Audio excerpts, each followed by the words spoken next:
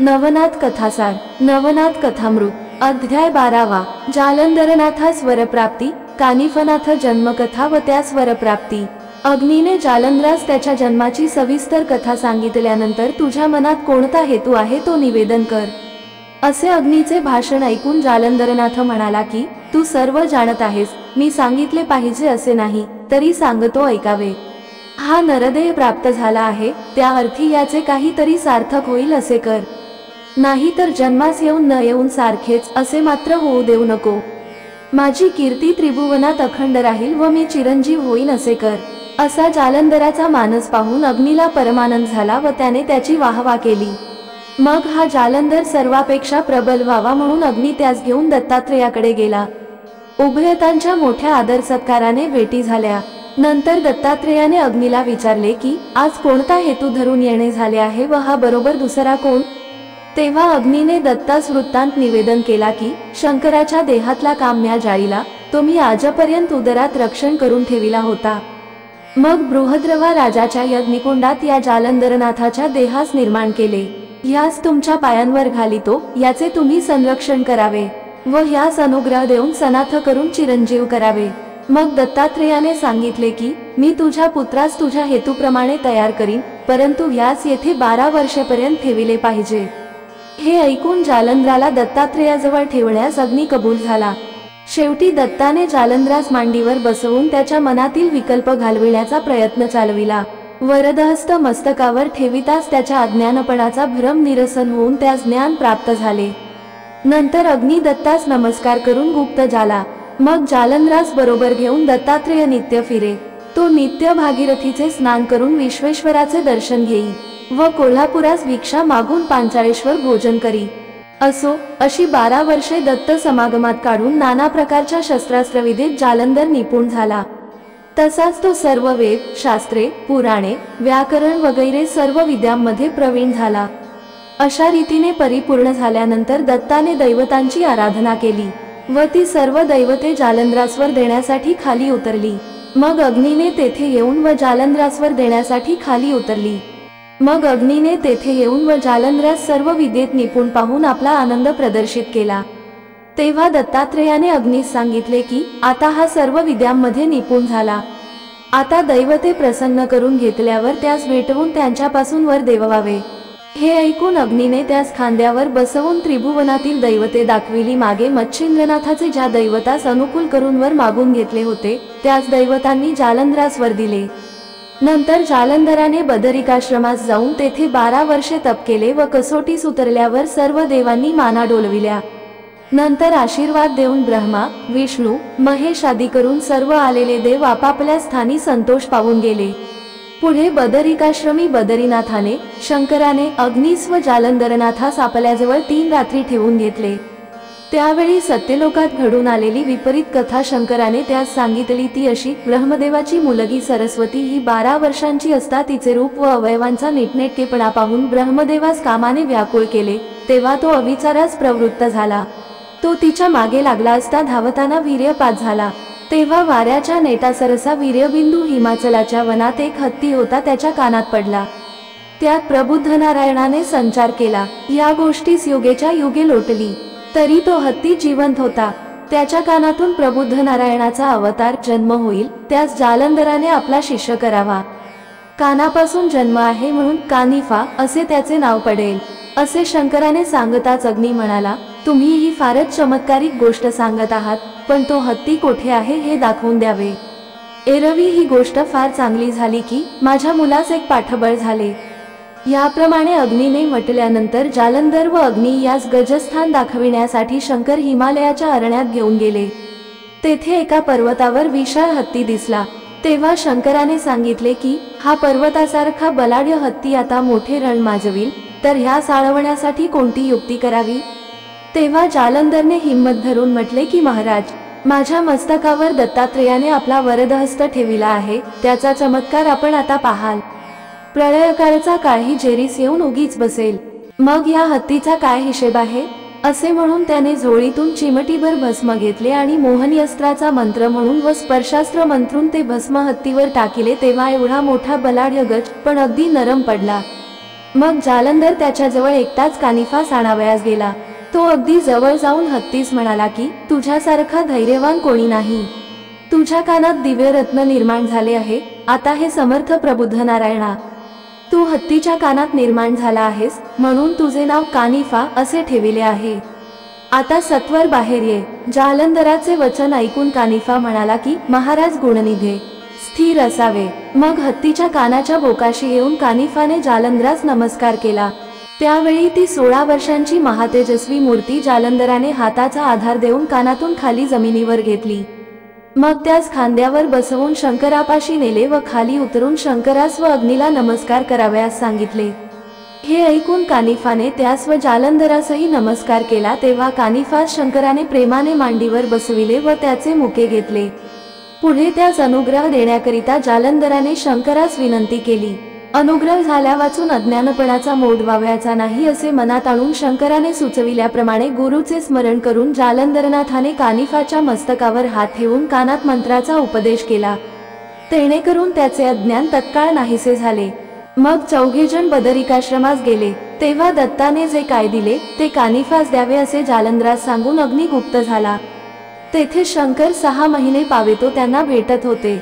6 महिन्यात कानिफा सर्व विद्यामध्ये निपुण झाला, पण संजीवनी वाताकर्षण ही 2 अस्त्रे मात्र जालंधराने त्यास सांगितली नव्हती। कानिफास अस्त्रे दैवते प्रसन्न करून द्यावी म्हणून शंकराने जालंधरास सांगितले।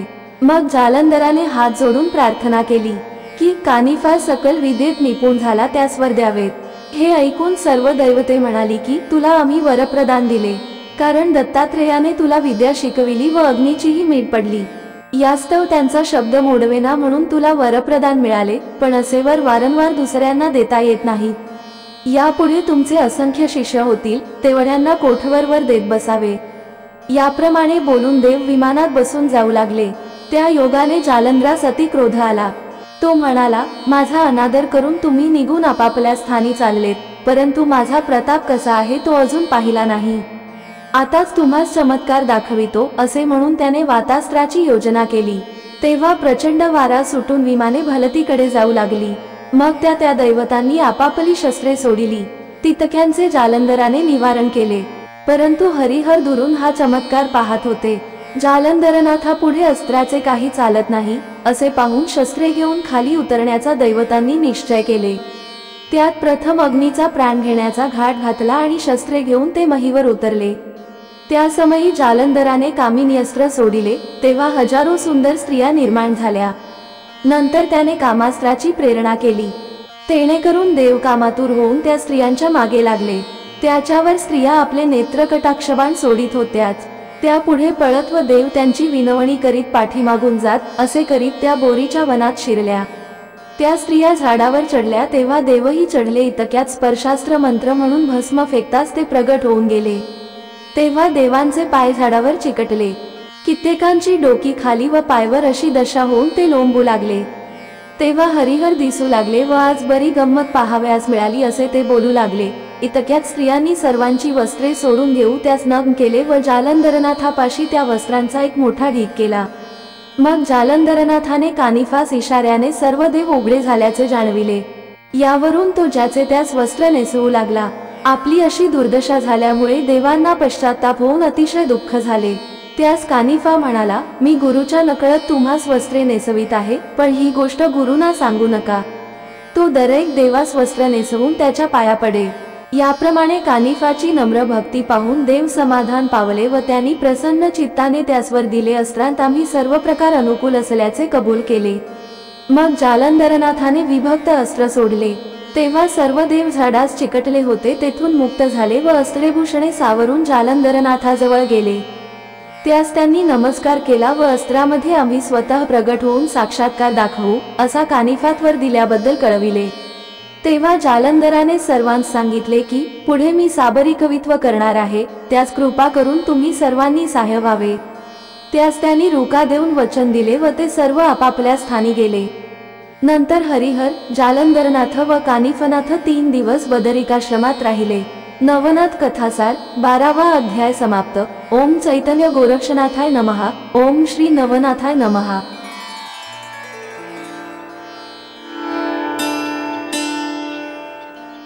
नवनाथ कथासार नवनाथ कथामृत अध्याय 13वा जालिंदनाथ व मैनावतीची भेट मैनावतीस उपदेश। पुढे शंकर व विष्णू हे जालंधरनाथ व कानिफा यांसह बदरिकाश्रमास गेले। ते सर्वजण जालंधरनाथाची शक्ती पाहून थक झाले। त्यांच्या आपापसात गोष्टी चालल्या असता दैवतांची विटंबना जालंधराने केल्यामुळे ते त्यांची वाहवा करू लागले व आजपर्यंत त्यांना हात दाखविणाऱ्यांमध्ये असा वस्ताद कोणीही मिळाला नव्हता असेही उद्गार बाहेर पडले। नंतर शंकराने जालंधरास सांगितले की तू नागपत्रश्वत्थाच्या ठिकाणी जाऊन यज्ञ कर व तेथेच कवित्व करून दैवतापासून वर मिळवून घे। वेदविद्येचे मंत्र पुष्कळ आहेत, अस्त्रविद्या महान प्रतापी खरा, परंतु कलियुगात तिचे तेज पडणार नाही। मंत्रविद्येचा लोकांस काडीचा सुद्धा लाभ व्हावयाचा नाही। यास्तव कविता सिद्ध करून ठेव आणि त्या सर्व विद्या कानिफास शिकव।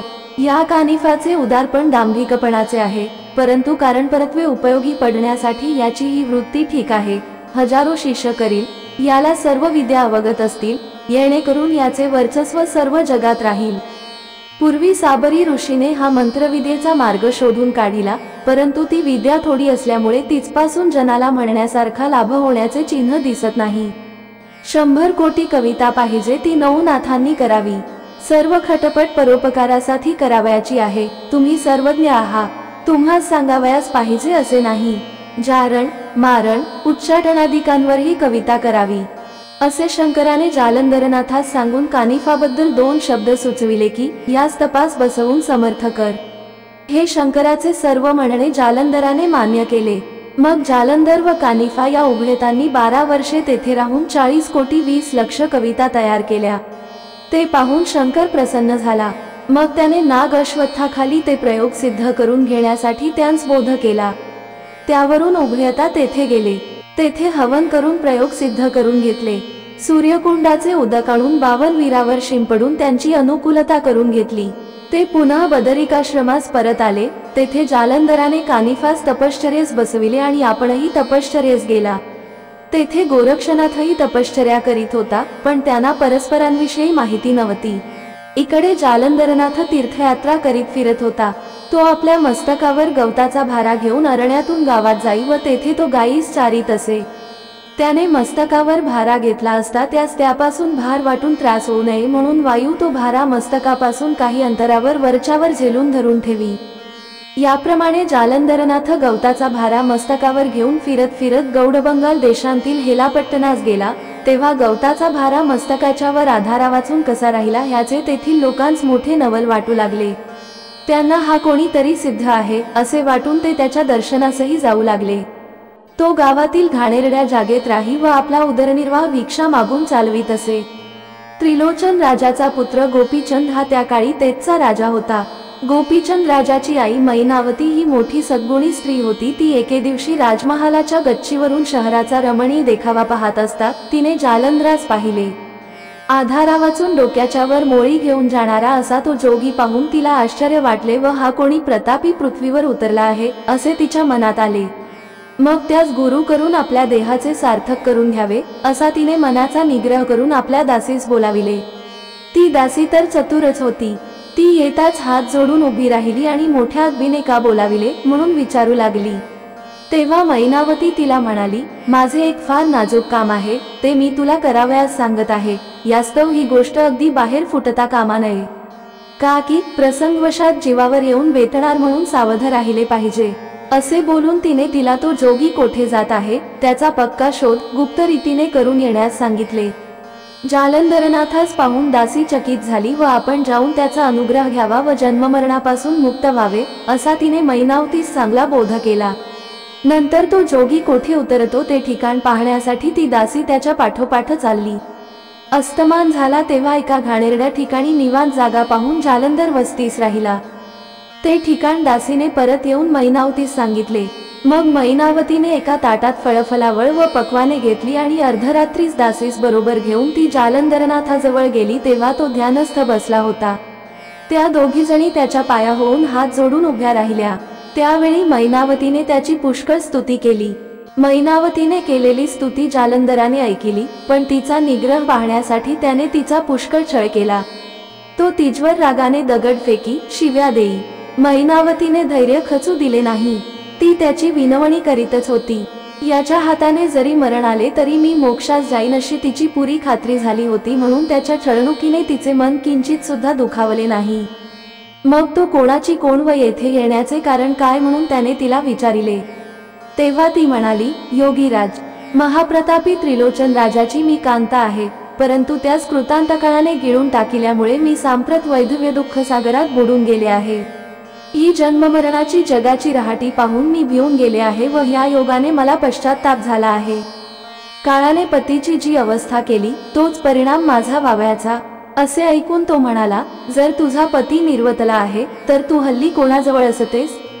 तो प्रश्न ऐकून ती म्हणाली, माझा मुलगा गोपीचंद राजा याच्याजवळ मी असते, पण आता ह्या वाटाघाटीचा विचार करण्याची जरुरी नाही. कृपा करून मला तुम्ही कृतांतकाळाच्या भीतीपासून सोडवावे अशी माझी हात जोडून चरणापाशी विनंती आहे. तेव्हा त्याने सांगितले की कृतांताच्या पाशाचे बंधन मोठे बिकट आहे, ते मजसारख्या पिशाच्याकडून तुटावयाचे नाही. यास्तव तू येथून लवकर निघून आपल्या घरी जा. जर ही गोष्ट तुझ्या पुत्राच्या समजण्यात आली तर त्याच्याकडून मोठा अनर्थ घडून येईल. इतका प्रकार होईपर्यंत उजाडले. तेव्हा ती त्यास नमस्कार करून आपल्या घरी गेली. तिला सारा दिवस चैन पडले नाही. मग रात्र झाल्यावर दासीस बरोबर घेऊन ती पुन्हा जालंधरनाथाकडे गेली व पाया होऊन हात जोडून उभी राहिली. पण नुसते उभे राहण्यात काही हशील नाही व थोडी तरी सेवा घडावी म्हणून ती पाय चेपीत बसली. नंतर सूर्योदय होण्याची वेळ झाली असे पाहून त्यास नमस्कार करून आपल्या घरी आली. अशा रीतीने 6 महिनेपर्यंत तिने जालंधरनाथाची सेवा केली. एके दिवशी फार काळोख पडला आहे अशी संधी पाहून मैनावती त्याचकडे गेल्यानंतर त्याने एक माईक भ्रमर उत्पन्न केला व आपण गाढ झोपेचे ढोंग करून स्वस्थ घोरत पडला.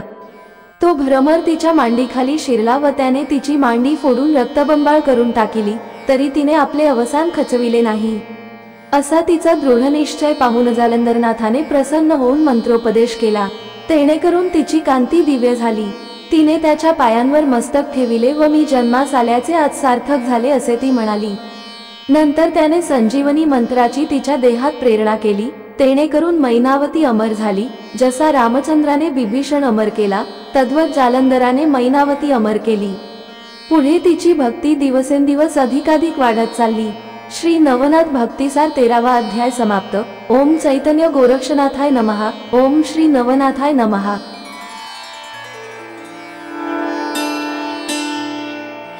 नवनाथ कथासार. नवनाथ कथामृत. अध्याय 14वा. गोपीचंदाने जालंधरनाथास खड्ड्यात पुरले. जालंधरनाथाचा उपदेश मैनावतीने घेतल्यानंतर तिला झालेला आनंद पोटात मावेनासा झाला व आज जन्मास आल्याचे सार्थक झाले असे तिला वाटले. परंतु आपला पती त्रिलोचन याच्या शरीराची स्मशानात जशी राखरांगोळी झाली तशीच आपला पुत्र गोपीचंद याची वावयाची, म्हणून तिला परम खेदही झाला. म्हणून मुलाला 2 बोधाच्या गोष्टी सांगण्यासाठी ती बहुत दिवसपर्यंत संधी पाहत होती. माघ महिन्यात एके दिवशी मैनावती महालाच्या गच्चीवर थंडीच्या निवारणासाठी उन्हात बसली होती. त्याच संधीस गोपीचंद राजा खालच्या बाजूस रत्नखचित चंदनाच्या चौरंगावर बसून अंगास स्त्रियांकडून सुवासिक तेले अर्गजे लावून घेत होता. सभोवती दुसऱ्या सुंदर स्त्रियाही होत्या. अशा मोठ्या चैनीमध्ये राजा स्नान करण्याच्या बेतात आहे. तो वरती मैनावतीला हे गोपीचंदाचे सुंदर शरीर नाश पावणार म्हणून वाईट वाटले. तिला त्यावेळेस दुःखाचा उमाळा येऊन रडे लोटले. ते काही केल्या आवरेना. तिचे ते अश्रू राजाच्या अंगावर पडले. तेव्हा राजा चकित होऊन ऊन पाणी कोठून पडले म्हणून इकडे तिकडे पाहू लागला. तेव्हा माडीवर आपली आई रडत बसली आहे असे त्यास दिसले. त्यावेळी राजा चूळ भरून दात घाशीत होता. तो तसाच उठला व मातोश्रीपाशी गेला आणि तिच्या पाया होऊन हात जोडून उभा राहिला. नंतर तिला म्हणाला, मातोश्री, रडण्याचे कारण काय ते मला कृपा करून लवकर सांगावे. तुला कोणी गांजिले ते सांग. यावेळेस त्याचे डोळे फोडून टाकितो. जर मी तुझे दुःख निवारण न केले तर तुझ्या पोटी मी व्यर्थ जन्म घेतला. तुझ्या मनाला संतोष होण्यासाठी मी कोणतीही गोष्ट करीन. ती करताना प्रत्यक्ष प्राणावरही बेतले तरी तुझे दुःख निवारण केल्या वाचून राहणार नाही. गोपीचंद राजाचे हे भाषण ऐकून मैनावती म्हणाली की महान प्रतापी अशा गोपीचंद राजाची मी माता असता मला गांजील असा कोण आहे. परंतु मला दुःख होण्याचे कारण इतकेच की तुझा बाप तुझ्यासारखाच स्वरूपवान होता, परंतु काळाने ग्रासिल्यानंतर त्याच्या देहाची क्षणात राखरांगोळी होऊन गेली. तुझ्या ह्या स्वरूपाची तरी तीच गत व्हावयाची म्हणून मला मोठे वाईट वाटते. शरीराची व्यर्थ माती न होऊ देता कृतांतकाळापासून सोडविण्याची युक्ती योजावी हा मार्ग मला उत्तम दिसतो. आपले हित होईल तितके करून घ्यावे. गोपीचंदा, क्षणभंगूर ऐश्वर्यास न भूलता देहांचे सार्थक करून घे. पण सध्याच्या तुझ्या वृत्तीकडे पाहून मला तुझी काकुळता येते व ह्याकरिताच रडे आले.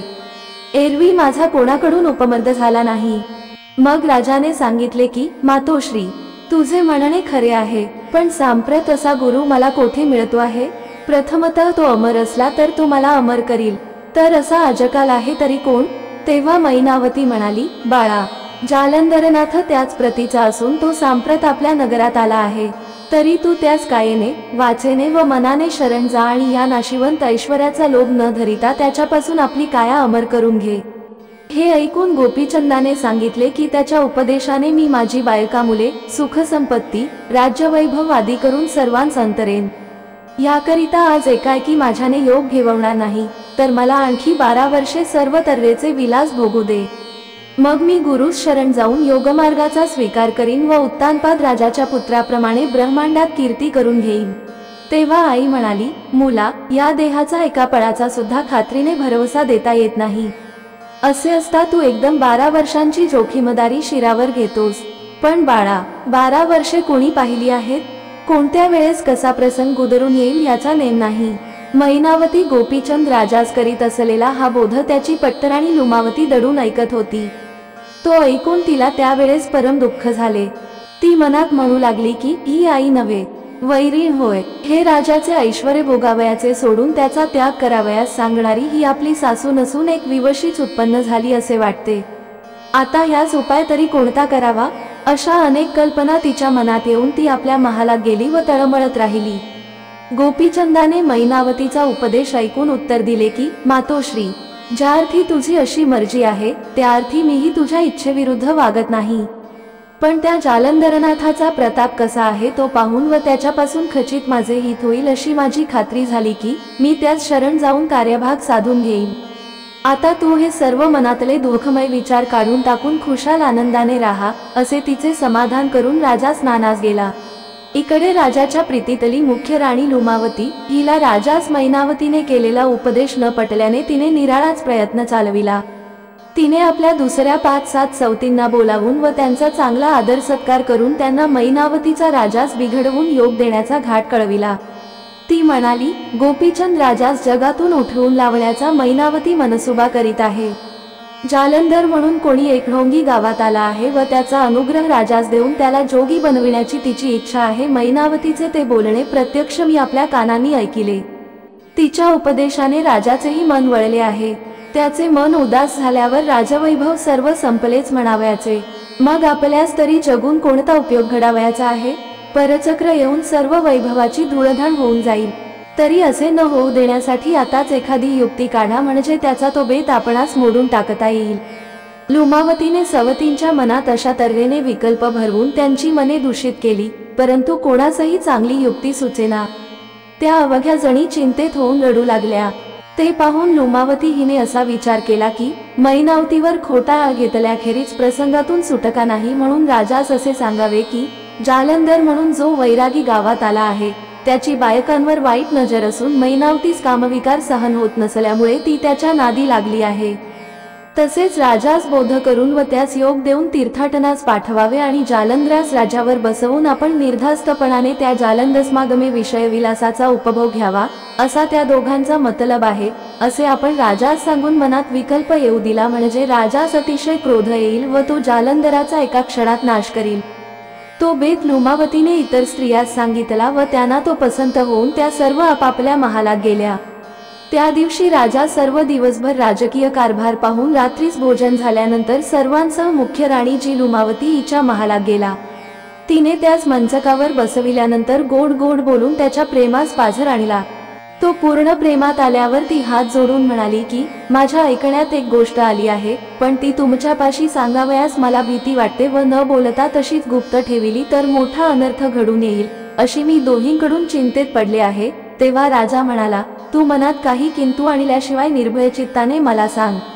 मग अभय वचन देत असाल तर बोलते, असे तिने त्यास सांगितल्यावर त्याने तिला अभय वचन दिले. नंतर तिने संकेत केल्याप्रमाणे वरील मजकूर त्यास समजाविला आणि म्हटले की आमच्या सौभाग्य सुखाचा बाधा न येण्यासाठी तुम्ही बारकाईने दूरवर विचार करून जे बरे दिसेल ते करा।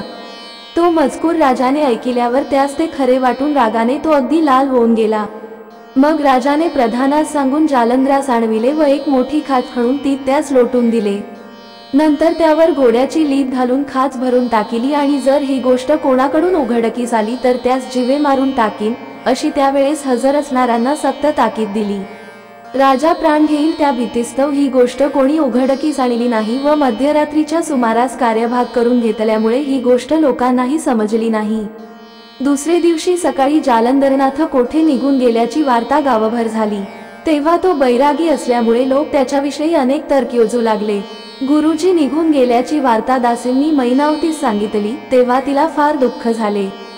पुत्रा समर करून घेण्याचा तिने योजलेला बेग जागच्या जागी राहून गेला हे पाहून मैनावतीस परम दुःख झाले। पण राजांना परमानंद झाला आणि गावकऱ्यास त्या साधूचे दर्शन अंतरले। जालंधरनाथ त्या खड्ड्यात वज्रासन घालून आकाशास्त्राची योजना करून स्वस्थ बसून राहिला। आकाशास्त्र सभोवती असल्याने व त्यावर वज्रास्त्राची योजना केल्याने लीद वरच्यावर राहून गेली, यामुळे त्यास खड्ड्यात निर्भयपणाने राहता आले। श्री नवनाथ कथासार अध्याय 14 समाप्त। ओम चैतन्य गोरक्षनाथाय नमः। ओम श्री नवनाथाय नमः।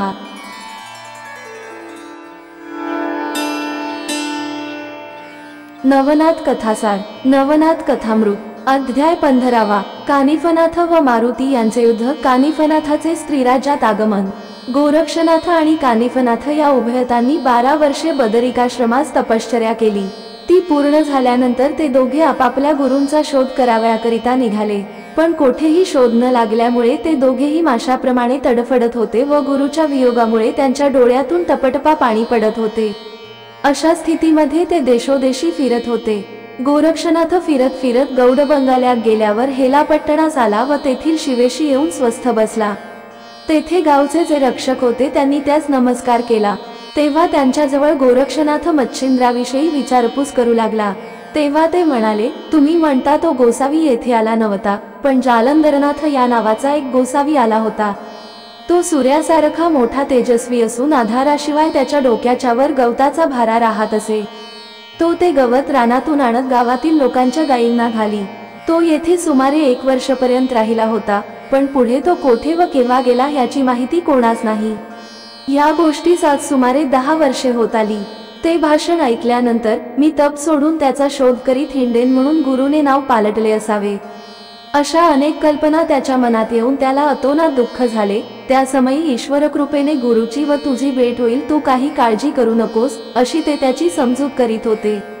पुढे तो अंमळसा विवेक करून गावात भिक्षेस गेला। तो घरोघर भिक्षा मागावयास फिरत असता तेथे जालंधरास पुरले होते। तेथे गेला व त्याने अलखक शब्द करताच आतून जालंधरनाथाने आदेश केला। तेव्हा गोरक्षनाथाने आदेश करून आपले नाव काय म्हणून विचारिले। त्यावरून त्याने मला जालंधरनाथ म्हणतात असे आतून उत्तर दिले व तसेच त्याने त्यासही तुझे नाव काय व तुझा गुरु कोण म्हणून विचारिले। तेव्हा गोरक्षनाथाने सांगितले की माझा गुरु मच्छिंद्रनाथ होय व या देहास गोरक्ष असे म्हणतात। मग तुमची ही अशी अवस्था कशी झाली वगैरे गोरक्षनाथाने विचारल्यावर जालंधराने सविस्तर मजकूर त्यास सांगितला। तो ऐकताच गोरक्षनाथ रागावून गोपीचंद राजाचे समूळ वाटोळे करून टाकण्याकरिता जालंधरापाशी आज्ञा मागू लागला। पण पुढील भविष्य जाणून त्याने त्यास या कामात हात घालण्याची मनाई केली। तो म्हणाला, तूर्त तू या भरीस पडू नको व ही गोष्ट कोणाजवळ बोलू नको। तुझा व माझा शिष्य कानिफ याची जेव्हा भेट होईल तेव्हा त्यास मात्र तू हे सर्व कच्चे वर्तमान सांग, म्हणजे तो येथे येऊन हरयुक्तीने नाथपंथाचा उत्कर्ष होण्यासाठी राजास बचावून मला खांचेतून बाहेर काढील। आता ही गोष्ट नीट लक्षात ठेवून तू तीर्थयात्रेस जा। मग गोरक्षनाथ आदेश करून तेथून निघाला। तो फिरत फिरत जगन्नाथास गेला। इकडे कानिफा गावगांना उपदेश करीत चालला होता। पुष्कळ लोकही त्याचे हौशीने शिष्य होत।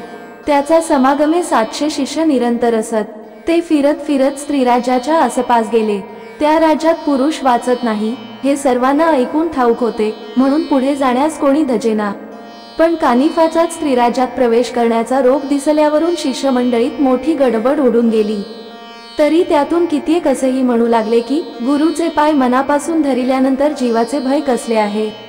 तशातून तन, मन, धन इत्यादी सर्व आपण पूर्वीच यास अर्पण केले आहे, तर आता जीवाची आशा धरून व्रतभंग करणे अनुचित कर्म होय.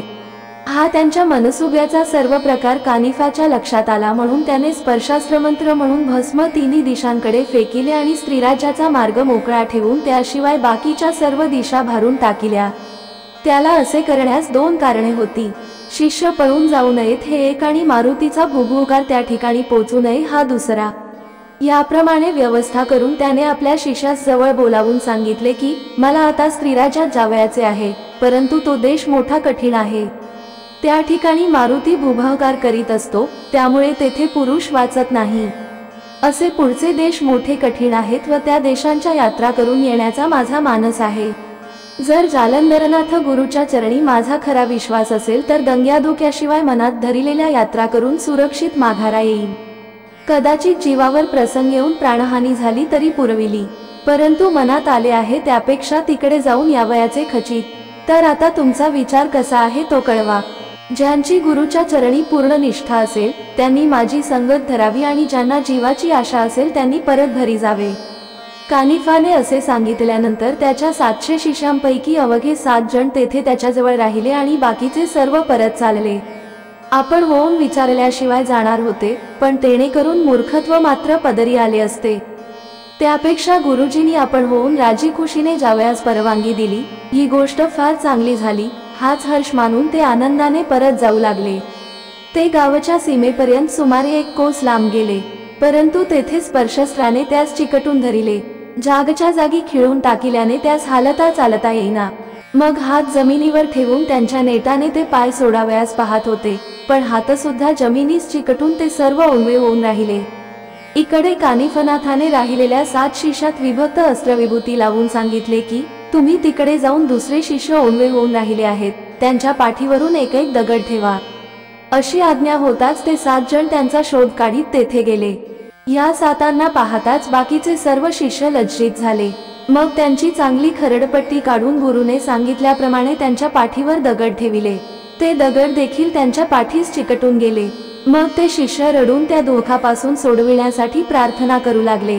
तेव्हा ते 7 शिष्य म्हणले, जीवाची आशा धरून येथे खुशाल असा. गुरुजी देश पाहून आल्यानंतर तुम्हा सोडवून नेऊ. संकटापासून सोडविण्यासाठीच तर गुरु करावयाचा असतो, परंतु विश्वास धरणाराच तो मात्र फलद्रूप होतो. तेव्हा आपला अन्याय क्षमा करून स्त्रीराज्यात समागमे घेऊन जाण्यासाठी त्यांनी या 7 जणांचे पुष्कळ प्रकारांनी आर्जव केले व आमचा भ्रम उडून गुरुचा प्रताप समजला असेही त्यांनी बोलून दाखविले. मग ते 7ही जण परत गुरुकडे येऊन जोडीदारांची स्थिती सांगून मुक्तता करण्यासाठी मध्यस्थी करू लागले. गुरुला दया येण्याजोगे त्यांनी बरेच मार्मिक भाषण केले. तेव्हा गुरु कानिफाचे अंतःकरण द्रवले व त्याने विभक्तास्त्र मंत्र म्हणून भस्म दिले. ते एका शिष्याने जाऊन त्यास लाविताच ते मोकळे झाले. मग ते सर्वजण येऊन लीनतेने गुरुच्या पाया पडले. पुढे सर्व शिष्यांसह वर्तमान कानिफा स्त्रीराज्यात जावयास निघाला. तो नगराच्या सीमेवर जाऊन तळ देऊन राहिला. नंतर असा चमत्कार झाला की भुभुकार करण्यासाठी मारुती सेतुबंध रामेश्वराहून रात्री स्त्रीराज्यात तो जात असता तो कानिफाच्या स्पर्शास्त्राच्या सपाट्यात सापडला गेला. पण महाप्रबळ वीर असल्यामुळे त्याने त्या अस्त्रास दाद दिली नाही. तो त्यांच्या तळापर्यंत येऊन पोहोचला. त्यावेळी स्पर्शास्त्राने हरकत केल्याची कल्पना त्याच्या मनात आल्यावरून येथे कोणीतरी प्रतापी असला पाहिजे असेही त्याच्या मनात बिंबले. इतक्यात सीमेजवळ येताच त्यास नाथपंथाचे लोक दिसले. त्यावेळी मारुतीस असे वाटले की आपण महाप्रयत्नाने स्त्रीराज्यात पाठविलेल्या मच्छिंद्रनाथास हे लोक जाऊन उपद्रव देतील व बोध करून त्याचे मन वळवितील.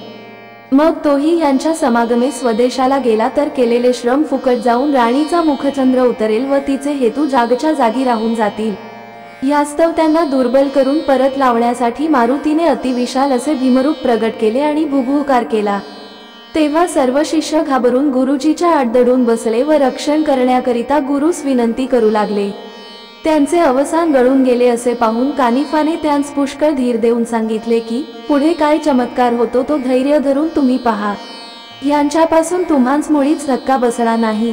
नंतर कानिफाने वज्रास्त्र सिद्ध करून भस्म मंत्रून फेकिले. ते कृत्य मारुतीच्या लक्षात आले.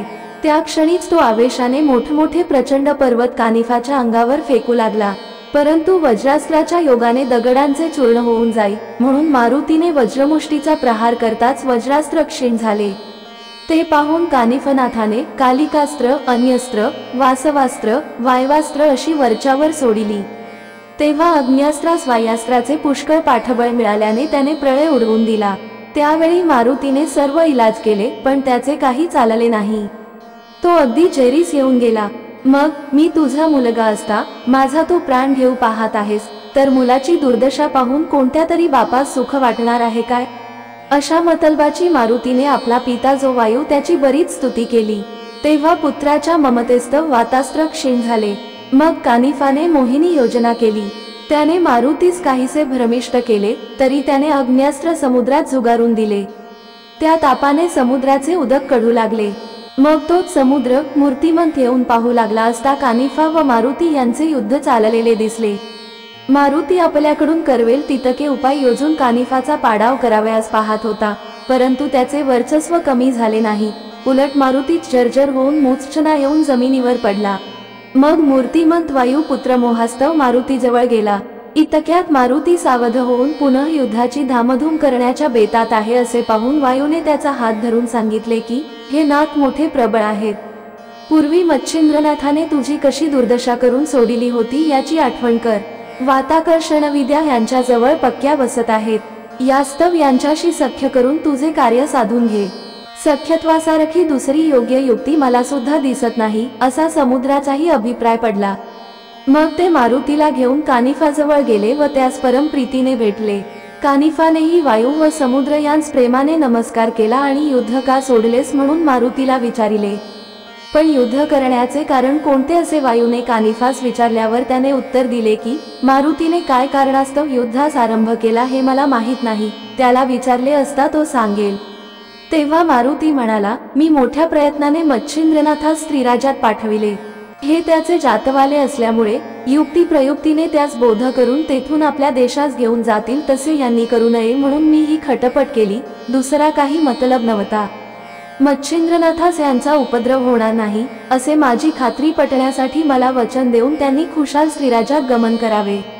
मग मारुतीचे म्हणणे कानिफाने मान्य करून त्यास वचन दिले। मग अग्नी, वायू व मारुती संतुष्ट होऊन आपापल्या ठिकाणी गेले। मग प्रातःकाळी कानिफा आपल्या शिष्यांसह वर्तमान निघून स्त्रीराज्यात गेला। तेथे तीर्थे करीत राजधानीचे मुख्य शहर जे श्रृंगाल मुरुडी येथे ते दाखल झाले। तेथे मैनाकिनी राणी मच्छिंद्रनाथास घेऊन सभेमध्ये सिंहासनावर विराजमान झाली होती। कानिफ आपल्या शिष्यांसह एका राजवाड्यात गेला। तेव्हा द्वारपाळांनी तपास करून 700 शिष्यांसह कानिफनाथ या नावाचा जती आल्याचे वर्तमान मच्छिंद्रनाथास कळविले। ते ऐकून गोरक्षनाथ आपले नाव बदलून मला न्यावयास आला असावा असे वाटून त्यास फार वाईट वाटले। आता आपण ह्या विषयविलासाच्या अनुपम सुखास अंतरणार, हाच विचार त्याच्या मस्तकात भरून गेला, तेणेकरून तो दिलगीर झाला। मग त्यांना परभारे गावात न्यावे असे मनात आणून मच्छिंद्रनाथ मोठ्या समारंभाने पालखीत बसून त्यास भेटावयास गेला। उभयतांच्या मोठ्या आनंदाने भेटी झाल्या। भरजरी गालीचे पसरून त्यावर सर्व मंडळी बसविली। मग एकमेकांच्या हकीकतीची विचारपूस झाली। त्यावेळेस खरा प्रकार बाहेर पडला। ओळख पटल्यानंतर उभयतांचे पुष्कळ बोलणे झाले। मग त्यास मच्छिंद्रनाथाने हत्तीवर बसवून मोठ्या थाटाने गावातून आणले आणि 1 महिना राहवून घेतले। नवनाथ कथासार अध्याय 15 समाप्त। ओम चैतन्य गोरक्षनाथाय नमः। ओम श्री नवनाथाय नमः। नवनाथ कथासार, नवनाथ कथामृत, अध्याय 16। कानिफनाथ व गोरक्षनाथांची भेट। कानिफनाथाचे गोपीचंद राजाकडे आगमन। स्त्रीराज्याच्या राजधानीत मच्छिंद्रनाथाने कानिफनाथास मोठ्या आदर सत्काराने राहवून घेतल्यानंतर त्याची उत्तम बर्दास्त ठेविली। असे करण्यात मच्छिंद्रनाथाचा हेतू असा होता की कानिफा येथून गेल्यानंतर गोरक्षनाथास भेटेल व तो मजविषयी त्यास बातमी देईल। मग तो मला नेण्यासाठी येथे येईल व मला घेऊन जाईल। असे झाल्यास मी ह्या सर्व सुखास मुकेन। इतक्या पल्लल्यास गोष्ट येऊ नये व त्याचेही मन रमून त्याने निरंतर येथेच राहावे म्हणून सुंदर रूपवान देवांना देखील भुलविणाऱ्या अशा स्त्रिया विषयात गोवून टाकण्याकरिता त्याच्या शिबिरास पाठवू लागला। पण कानिफाने त्या स्त्रियांकडे डुंकून सुद्धा पाहिले नाही। कानिफा पुढे स्त्रियांचे तेज पडत नाही। त्यांचा हिरमोड होऊन त्या रडत परत येतात असे वर्तमान मच्छिंद्रनाथास समजल्यावर त्याच्या शिष्यांना विषयात गोवून टाकण्याला सांगितले, पण शिष्यांजवळही स्त्रियांचे काही चालले नाही। त्या इलाज करून थकल्या, पण त्यांचा हेतू सफळ झाला नाही। महिनाभर राहून कानिफाने मच्छिंद्रनाथापाशी जावयास आज्ञा मागितली, ती त्याने बिनतक्रार दिली। तेव्हा हत्ती, घोडे, पालख्या, उंची वस्त्रे, तंबू राहुट्यादी पुष्कळ देऊन हिरे, माणके, सुवर्ण व पैसा विपुल दिला। अशा मोठ्या लवाजम्यानिशी मच्छिंद्रनाथाने कानिफाची रवानगी करून दिली। कानिफा तेथून निघून तीर्थयात्रा करीत चालला। तो जेथे जेथे जाई तेथे तेथे त्याचा उत्तम प्रकारे आदर सत्कार होई। पुष्कळ लोक त्याचे शिष्य झाले। जो तो त्याची वाखाणणी करी व मोठ्या हौसेने दूरदूरचे लोक येऊन आपापल्या गावास मोठ्या सन्मानाने त्यास घेऊन जात। त्याच्याविषयी लोकांच्या मनात पूज्यबुद्धी उत्पन्न होऊ लागली। अशी त्याची कीर्ती पसरत हेलापट्टणातही त्याच्या नावाचा डंका बराच गाजला। तेव्हा गोपीचंद राजाने दूत पाठवून नाथाचा समाचार आणविला। त्याच्या ऐश्वर्याची दूतांनी राजापाशी फारच स्तुती केली। इकडे गोरक्षनाथ जगन्नाथहून तीर्थयात्रा करीत फिरत असता त्याची व कानिफाची एका अरण्यात भेट झाली। उभयतांनी आदेश केला। मग कानिफाने गोरक्षास भरजरी गालिच्यावर बसविले। त्यावेळी गोरक्षनाथाची विद्या कशी काय हे पाहावे असे कानिफाच्या मनात येऊन त्याने गोष्ट काढली की, त्या पलीकडील आम्रवृक्षावर जी मधुर फळे पक्व झालेली दिसत आहेत, त्यातून थोडीशी आणविण्याचे माझ्या मनात आहे। ते ऐकून गोरक्ष म्हणाला, कशाला इतका खटाटोप, आपल्याला काही गरज नाही। तेव्हा कानिफा म्हणाला, खटपट कशाची आली आहे त्यात, आता शिष्य पाठवून ते आंबे तोडून आणवितो। हे ऐकून गोरक्ष म्हणाला, इतका यत्न करण्याचे काय कारण आहे? आता शिष्य जवळ आहेत म्हणून त्यांच्यापासून आणवाल, पण कोणे वेळेस शिष्य जवळ नसेल तर आपण कसे करावे? आपल्या विद्येच्या प्रभावाने फळे तोडून विद्येचा प्रताप व गुरुचा प्रसाद उजेडास आणावा व फळे खाऊन आत्मा संतुष्ट करावा। तेव्हा कानिफाने सांगितले की, जर अशी तुमची मर्जी आहे तर मी गुरुच्या कृपेने आता फळे आणतो। असे म्हणून त्याने विभक्तास्त्रमंत्र म्हणून भस्म मंत्रून त्यावर आकर्षणास्त्राची योजना केली व भस्म फेकले। त्यामुळे पिकलेले सर्व आंबे झाडावरून त्याचे जवळ येऊन पडले। मग सर्वांनी ते आंबे खाल्ले व हात धुतल्यानंतर गोरक्षनाथाने मनात विचार केला की, कानिफाने आपले कर्तृत्व तर मला दाखविले, तेव्हा आपणही यास थोडासा चमत्कार दाखवावा। असा विचार करून कानिफास तो म्हणाला की, तुम्ही माझा पाहुणचार केलात, आता मी काही फळे आणतो तर ती खाऊन आपण तृप्त व्हावे। कानिफाने त्याचे हे बोलणे मान्य केले। मग गोरक्षनाथाने आकर्षण शक्ती व विभक्तास्त्र जपून भस्म फेकताच एका लवंगवनातील तरेतरेची फळे येऊन जवळ पडली। ती मधुर फळे खाऊन सर्व तृप्त झाले। मग गोरक्षनाथाने मुद्दाम गोष्ट काढली की, ही शिल्लक राहिलेली फळे पुन्हा परत झाडावर नेऊन डहाळीस चिकटवावी। तेव्हा कानिफा म्हणाला, ही गोष्ट अशक्य होय। त्यावर गोरक्ष म्हणाला, निरसिंग गुरुभक्तास काही अवघड नाही, तो दुसरा ब्रह्मदेवही उत्पन्न करील। अशा प्रकारचे पुष्कळ दृष्टांत देऊन म्हणाला, मी माझ्या सद्गुरूच्या कृपेने पाहिजे ते करीन। हे ऐकून कानिफास राग आला। तो म्हणाला, मी तुला व तुझ्या गुरुला जाणतो, तो नरकात पिचत पडला आहे। स्वतःला योगी असे म्हणवून तो स्त्रीराज्यात रतिविलासात निमग्न होऊन गेला आहे। ब्रह्मदेवाला शक्तिहीन समजून मोठमोठाल्या चढाचढीच्या गोष्टी तू करीत आहेस, पण ही सर्व प्रौढी सोडून देऊन मार्गस्थ हो। अशा प्रकारचे उपमर्दाचे पुष्कळ भाषण ऐकून घेतल्यावर गोरक्षनाथ म्हणाला, तू भ्रमिष्ठासारखा भाषण करतोस। तुझा गुरु जालंधरनाथ दिनासारखा आज 10 वर्षे घोड्याच्या लिदीत पडला आहे। सुटून जाण्याचे त्याच्या अंगी सामर्थ्य नाही म्हणून कुजतो आहे। गौडबंगाल देशात हेलापट्टणच्या गोपीचंद राजाने वस्तादगिरी करून त्यास खाचेत पुरूंवर घोड्याची लीद टाकून अगदी बेमालूम करून टाकिले। शाबास त्या राजाची, माझा गुरु अशा प्रतीचा नव्हे, हे ब्रह्मांड हलवून टाकील असा त्याचा प्रताप आहे। त्याच्या कृपेने तुला आताच चमत्कार दाखवितो पहा। असे म्हणून संजीवनी मंत्र म्हणून भस्म फेकताच ती उरलेली फळे जागच्या जागी जाऊन लटकू लागली। ते पाहून कानिफा चकितच झाला। त्याने निराभिमानाने गोरक्षाजवळ जाऊन त्याची वाहवा केली व प्रेमाने त्यास आलिंगन दिले आणि म्हटले की, आपल्या भाषणाने मला आज एक मोठा फायदा झाला, तो हा की माझ्या जालंधर गुरुचा शोध लागला। मग गोरक्षनाथ म्हणाला, गोष्ट खरी आहे। माझ्या योगाने जसा तुला तुझ्या गुरुचा शोध लागला, तसा तुझ्या योगाने माझ्या मच्छिंद्रनाथ गुरुचाही मला शोध लागला। आजचा योग फारच उत्तम आला। असे बोलून त्यांनी एकमेकास नमस्कार केला। मग गोरक्षनाथ स्त्रीराज्याकडे व कानिफनाथ हेलापट्टणास चालला।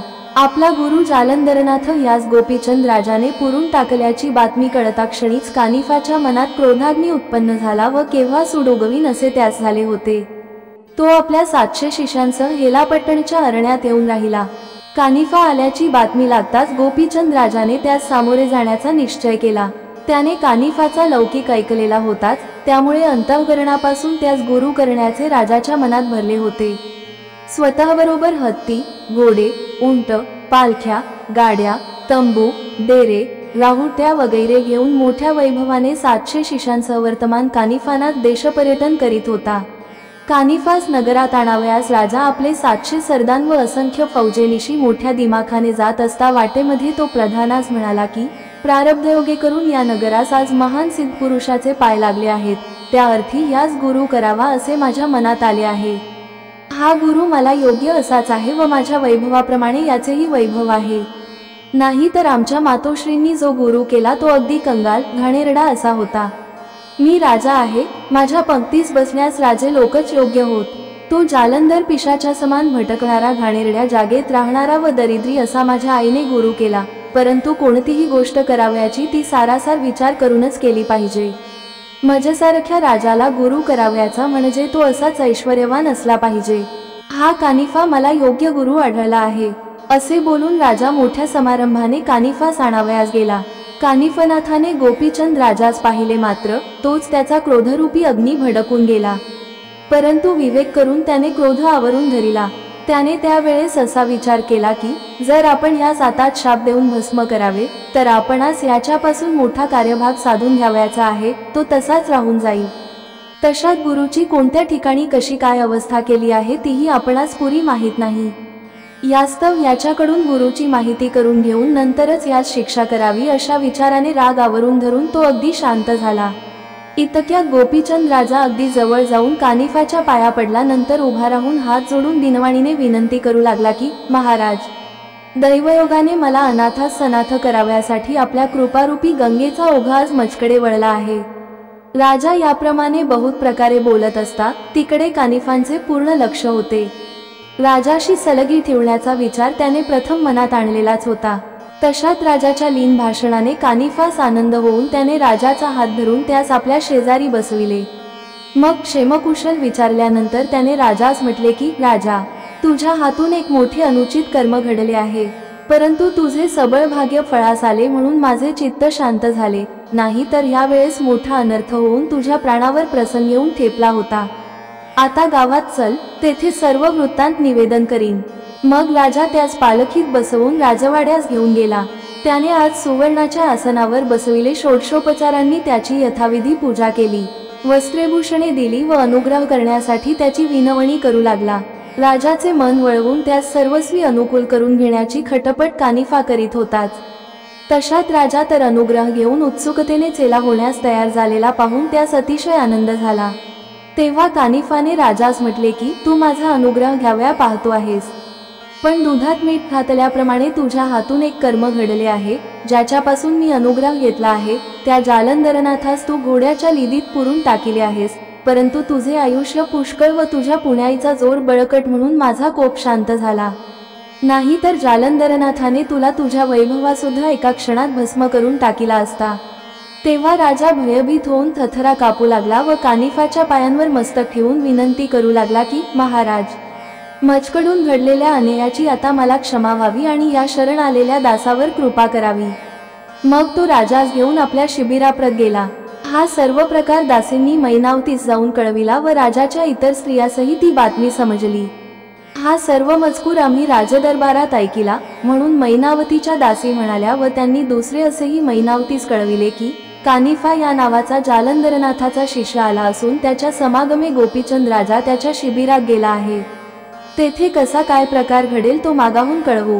गोपीचंद राजाने जालंधरास लिदीत पुरल्याचा वृत्तांत ऐकून मैनावतीस राग आला व अतिशय वाईट वाटले, पण पुत्राच्या ममतेस्तव त्यास शासन होऊ नये असे तिला वाटले। राजा गोपीचंद तर कानिफाच्या सेवेस हात जोडून हजर राहिला व गुलामासारखा खपू लागला। कानिफाने मागितलेला पदार्थ पाहिजे तेव्हा व लागेल तितका तयार ठेविला, न्यूनता बिलकुल पडू दिली नाही। त्या दिवशी सायंकाळ झाल्यावर नाथाने राजास राजवाड्यात जाण्याची आज्ञा दिली। राजाने राजवाड्यात आल्यावर प्रथम मैनावतीकडे जाऊन तिच्या पाया होऊन झालेला साध्यंत वृत्तांत तिला कळविला व आपल्या अपराधाची कानिफाने आपणास क्षमा करावी म्हणून त्याला युक्तिप्रयुक्तीने सांगून व स्वकार्य साधून घेण्यासाठी मध्यस्थी करण्याची तो मातेला विनंती करू लागला। तिने ते त्याचे म्हणणे ऐकून घेऊन नाथाने जाऊन खटपट करून पाहण्याचे कबूल केले। नंतर मैनावती कानिफाच्या शिबिरात गेली व त्याच्या पाया होऊन जवळ बसली।